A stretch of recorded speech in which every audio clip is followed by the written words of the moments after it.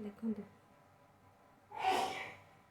ये गोटे सागर गोटे नुआ रेसिपी आपको अल्प बहुत समस्त जानी ये बहुत माने मो जेजेमा तो मुझे शिखी ये मो जेजेमा प्राय टाइम ये साग खरड़ा करे और बहुत भल बहुत टेस्टी भी लगे।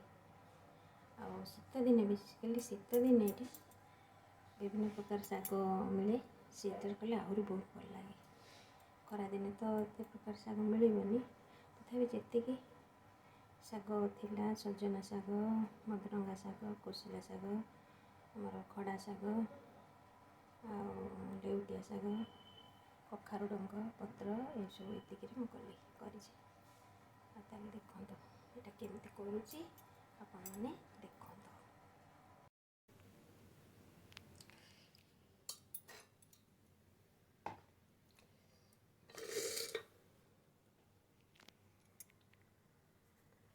हेलो फ्रेंड्स आज गोटे ट्रेडिशनल जोटा कि मो जेजेमा ठू मुझे शिखी सागर गोटे रेसिपी आपण सहित शेयर करुच्ची आम साग खरड़ा ये कौन कौन सब दरकार साग पकाइवाई लंका ये रसुण कंचा लंका देन गरम भात गोटे डंकी साग अनुसार तो आगे आपको साग को सिझेवा साग का सब प्रेसर पूरे दूसरी देखो आपण मैंने भी देखिए करेंगे मत कमेंट रे जनइबे यहाँ केमी कौन भल लगुच कि नहीं।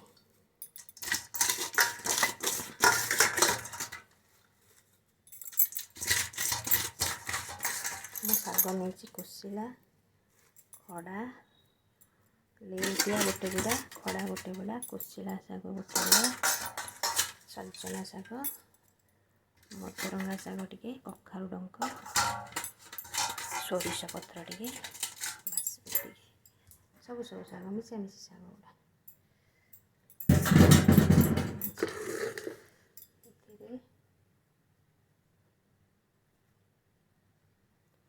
गोटे डंकी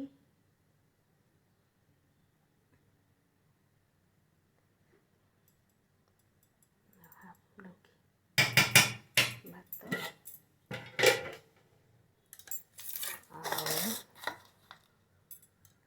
कंचा लंका कंचा रसुण टे देन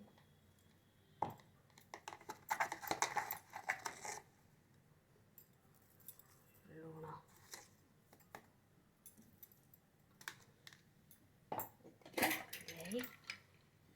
गोटे विसिल पर्यंत सिझेदेवा गोटे विसिल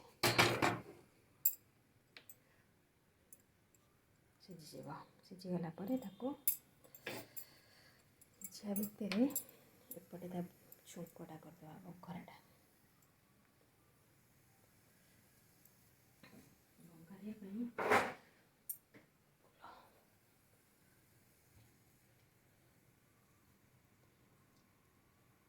एक्चुअली आग बघरा हुए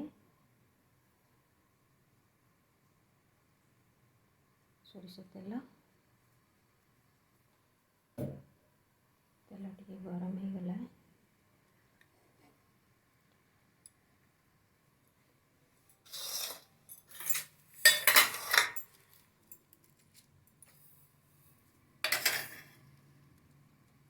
तेल टे गरम हो गले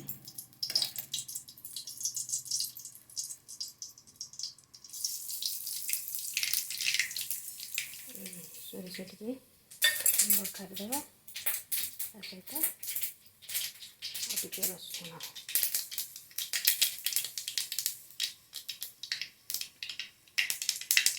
टे रसुण पकड़ा एमती साग कर आप खाई कि नहीं जानी जब खाई मुझे प्रोसेस कर ठीक कि भूल मत जानते ଆଉ ଯଦି ନ ଖାଇଥିବେ କରିକି ତାହେଲେ ଏମିତି କରିକି ଟ୍ରାଏ କରିବେ କେମିତି ଲାଗୁଛି ମୋତେ ଜାଣିବେ।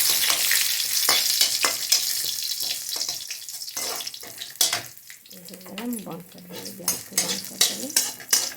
ଗୋଟେ ହୁଇସିଲ୍ ଆସିଲେ ଏ ସେଥିରେ ପକାଇ ତାକୁ ଘଣ୍ଟା ଯିବ।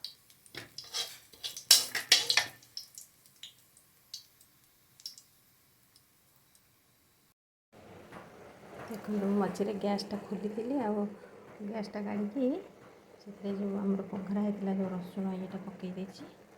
ଏଥିରେ ଟିକେ ପାଣି, ଅଳ୍ପ ଟିକେ ପାଣି ଦିଆଯିବ।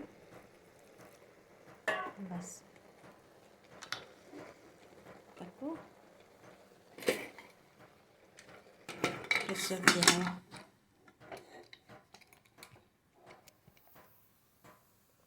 ଗୋଟେ ହୁଇସିଲ୍ ବା ଦୁଇଟା ହୁଇସିଲ୍ ପରେ ସେ ହେଇଯିବ। ଦେଖନ୍ତୁ ସିଝି ଯାଇଛି। ଏବେ ଏଇ ଡଙ୍କି ନୁହଁ ଚର୍କିରେ, କାଠ ଚର୍କିରେ ତାକୁ ଟିକେ ଘାଣ୍ଟି ଦେବା ଭଲ ଭାବରେ।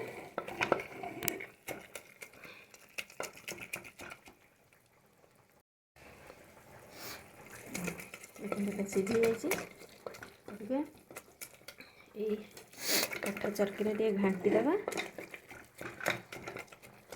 ବାସ୍ ବେଶୀ ସମୟ ନାହିଁ, ସାଙ୍ଗେ ସାଙ୍ଗେ ହେଇଗଲା।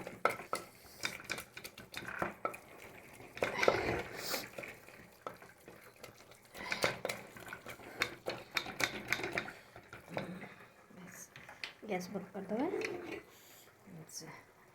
ହେଇଗଲା ଆମର ଶାଗ ଖରଡ଼ା। ହେଇଗଲା ଶାଗ ଖରଡ଼ା। ଦେଖନ୍ତୁ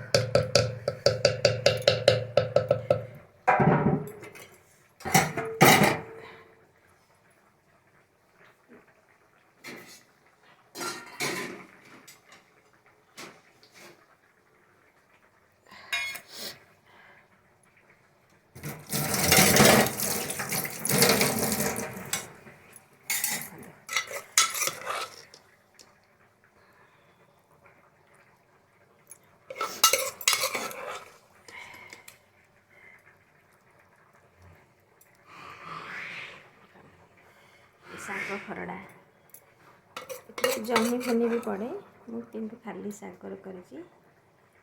ଦେଖନ୍ତୁ ଦେଖନ୍ତୁ କେମିତି ଲାଗୁଛି। ଯଦି ମୋ ଏ ରେସିପିଟା ଆପଣଙ୍କୁ ଭଲ ଲାଗୁଥିବ ତାହେଲେ ଆପଣଙ୍କୁ ଲାଇକ୍, ସେୟାର ଆଉ କମେଣ୍ଟ କରିବେ। ଆଉ ସବସ୍କ୍ରାଇବ୍ କରିବାକୁ ଭୁଲିବେନି। ଆଉ ବେଲ୍ ଆଇକନ୍ରେ କ୍ଲିକ୍ କଲେ ତାର ଯେଉଁ ନୂଆ ନୂଆ ଭିଡ଼ିଓ ଅପଲୋଡ଼ ହେବ ସେଇଟା ଆପଣଙ୍କ ପାଖରେ ପହଞ୍ଚି ପାରିବ। ଦେଖନ୍ତୁ ଆଉ କରନ୍ତୁ, ମୋତେ କମେଣ୍ଟରେ ଜଣାନ୍ତୁ କେମିତି ହେଇଛି। ରହୁଛି, ନମସ୍କାର।